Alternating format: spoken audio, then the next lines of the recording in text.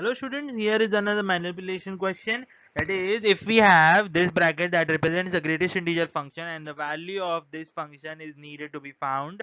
So if we remove the modulus over here, we have this integral in the modulus, and we know that we have greatest integer function. And as I said, this is a question about manipulation. So if we are able to manipulate this integral to a form much simpler, as you can see in the next step, we will be able to solve this question. So if you look, we have x squares greatest integer function, and we know that greatest integer function can be manipulated as, if we have x square and we are integrating it in terms of x. So x can be represented in these limits. That is, if x lies between 0 to 1, we know that x square will lie between 0 to 1, and the greatest integer function of x square will lie between 0 and 1, and will lie in this region. And we know greatest integer function will have the value that is less than or equal to x square.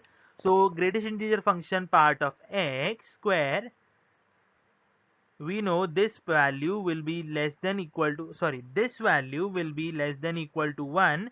So the greatest integer part will be less than, or let's say equal in this case, to 0, correct? Because x square is less than 1, so a greatest integer will be equal to 0. So that is what we do over here.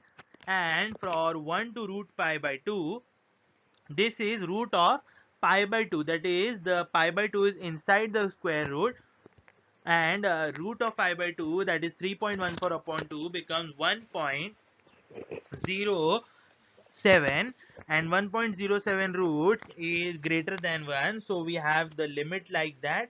And we know that once we have x lying between this value, the x square value will be greater than 1, and the greatest integer function will be equal to 1, because the x square value is greater than 1, it is not less than 1 like in this case. So once we have that, we just have to manipulate this part, that is it greatest integer function of minus of the function given to us, that is minus cos x. So this part becomes minus 1 minus a greatest integer function of cos x dx, and this part, that is we separate dx throughout, we get 1 dx, that is as it is, and minus cos, that is greatest integer function of minus x, as the case it was, we get integral of 1 root of pi by 2 minus 1 minus greatest integer function of cos x dx. And if we multiply throughout again, we will be able to find out that this part, once we multiply throughout, that is minus 1 dx the whole integral, that is this part as it is, and this part, that is minus 1 over here, because we know that cos x is always less than 1, that is the value of cos x is always less than 1. So the greatest integer part will also be less than 1, will also be 0 in that case, so it cancels out, and this value comes out to be integral of 0 to 1 dx, which is minus of x 0 to 1, which becomes minus 1. So the answer, because we wanted the modulus, so the answer is 1. Thank you.